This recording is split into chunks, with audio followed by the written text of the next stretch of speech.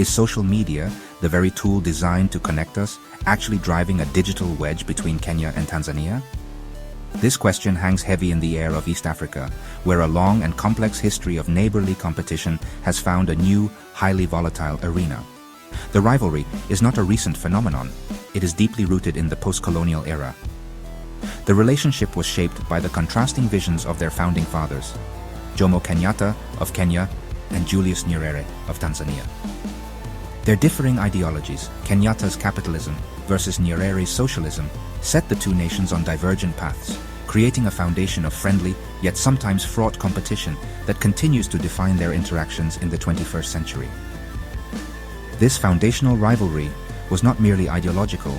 It occasionally spilled over into tangible disputes that left lasting scars on the collective psyche of both nations. A significant flashpoint occurred in 1964 with a border dispute that, while eventually resolved, hardened attitudes and solidified a sense of us versus them. These historical moments are not just footnotes in textbooks, they are living memories that inform national pride and suspicion.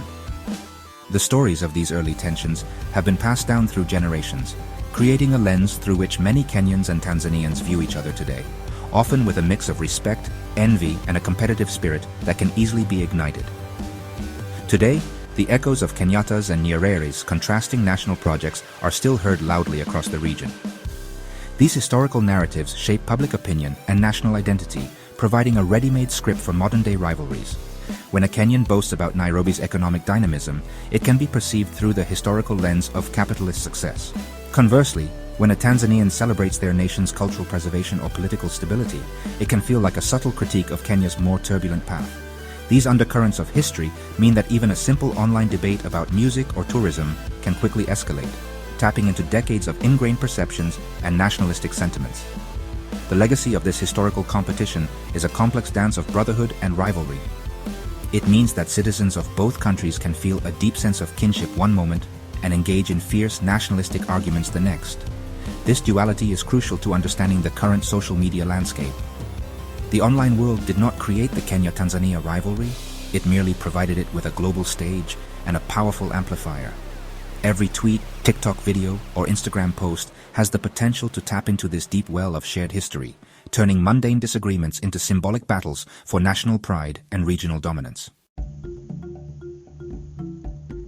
In both Kenya and Tanzania, social media is no longer a niche activity.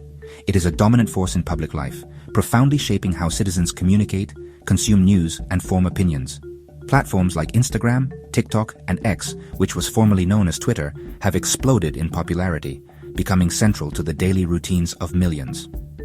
This digital revolution has democratized information, giving a voice to ordinary people in ways that were previously unimaginable. The rapid growth of platforms like TikTok, which has actually surpassed Facebook in popularity among many East African users, shows a clear trend towards visual, fast-paced content that can spread messages and moods with incredible speed and efficiency across borders. These online platforms have become powerful conduits for national narratives, capable of amplifying both positive and negative feelings between Kenyans and Tanzanians with alarming speed. A viral video celebrating a Kenyan athletic victory can spark a wave of Pan-African pride, while a clip mocking a Tanzanian accent can trigger a fierce digital backlash. The algorithms that power these platforms are designed for engagement, meaning that content which elicits strong emotional reactions, whether joy or outrage, is often promoted most heavily. This creates an environment where nuanced conversations are often drowned out by the loudest, most provocative, and most divisive voices, fanning the flames of nationalistic fervor. The online banter, often dubbed the Tweef or IG wars, can range from light-hearted jokes about jollof rice, a West African import to the rivalry, to more pointed jabs about economic development, language, and culture. While much of this is harmless fun, it frequently veers into toxic territory. Stereotypes are reinforced, and genuine cultural differences are twisted into points of ridicule. What starts as a joke about wash-wash culture in Kenya, or a meme about Tanzanian bongo flava music, can quickly devolve into ugly, generalized insults that deepen resentment and reinforce the very historical divisions that have long defined the relationship between the two nations. This digital rivalry is further complicated by the challenge of content moderation, particularly for the Kiswahili language. A significant portion of the moderation for global platforms like Meta and TikTok is outsourced to hubs in Nairobi, staffed almost exclusively by Kenyans. This creates a critical blind spot.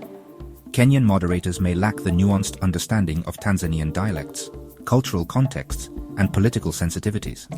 As a result, content that constitutes harmful misinformation or hate speech in a Tanzanian context might be missed, while legitimate political expression could be inaccurately flagged, allowing harmful narratives to fester and spread unchecked across the digital landscape. The power of social media to inflame real-world tensions was starkly illustrated in May 2025. The arbitrary arrest, alleged torture, and forcible deportation of Kenyan activist Boniface Mwangi and his Ugandan colleague Agatha Atuhaire from Tanzania sent shockwaves across East Africa. They were in Dar es Salaam to observe the trial of opposition politician Tundu Lissu, but their presence was deemed a threat. The brutal treatment they endured before being dumped at their respective borders was not just a diplomatic crisis. It was an event fueled and fought on social media, where hashtags demanding their release trended for days, showcasing the platform's role as a tool for political pressure. This incident did not happen in a vacuum. It was set against a backdrop of increasing political repression in Tanzania ahead of its October 2025 elections. The government's crackdown on dissent, including the arrest of opposition supporters and the disappearance of activists, has created a tense atmosphere. When President Samia Suluhu Hassan warned against foreign agents meddling in the country's affairs, her words were quickly amplified online. This rhetoric provided a justification for the actions against Mwangi and Atuhaire, and social media became the battleground where competing narratives of state sovereignty versus human rights clashed, with citizens from both sides fiercely defending their positions and deepening the political chasm. The spread of misinformation during such high-stakes events is a significant danger. Online arguments can easily distort facts and escalate political tensions into a full-blown regional hostility. False reports and inflammatory memes can circulate rapidly, making it difficult for ordinary citizens to distinguish truth from propaganda. In the case of the deported activists, competing claims and accusations flew across platforms, with some users defending the Tanzanian government's actions, while others condemned them as a gross violation of human rights. This digital fog of war makes constructive dialogue nearly impossible and risks turning online spats into genuine offline animosity between the two peoples. Furthermore, the Tanzanian government's decision to restrict access to platforms like X and Telegram during this period highlights how digital spaces are now seen as critical threats to state control. By citing reasons like the spread of pornography, the government attempted to control the flow of information and quell online dissent. However, such actions are often perceived by the international community and by citizens in neighboring Kenya as authoritarian moves to silence criticism. This creates a vicious cycle where government censorship fuels more online anger, which in turn leads to more crackdowns, further poisoning the well of regional digital dialogue and cooperation. Despite the toxicity that often dominates the headlines, social media also holds immense potential to foster peace, understanding, and collaboration between Kenyans and Tanzanians. Beyond the noisy battlegrounds of online trolls, there are countless examples of individuals and organizations using these same platforms to build bridges. Cross-border business collaborations are planned on WhatsApp. Artists from Nairobi and Dar es Salaam promote each other's work on Instagram, and tech innovators share ideas in joint online forums. These positive interactions create a powerful counter-narrative, proving that digital tools can be used to unite rather than divide the people of East Africa. Several organizations are actively working to harness this positive potential. Groups dedicated to media literacy are running campaigns to teach young people how to identify misinformation and engage in respectful online debate. Cultural exchange initiatives use platforms like YouTube and TikTok to showcase the shared heritage and vibrant diversity of both nations, moving beyond tired stereotypes. For instance, joint online concerts featuring Bongo Flava and Gengetone artists, or culinary channels exploring the subtle differences between Kenyan and Tanzanian pilau, help humanize the other and celebrate a shared East African identity, fostering a sense of community. The path forward requires a conscious effort from every user.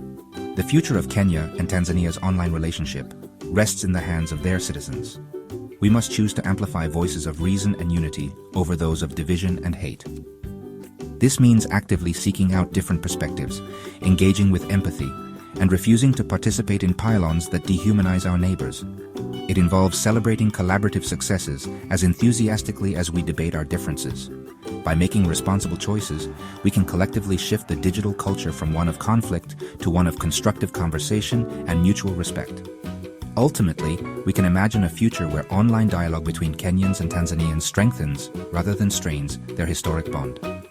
A future where social media is used not as a weapon in a pointless rivalry, but as a tool to solve shared challenges like climate change, economic development, and regional security.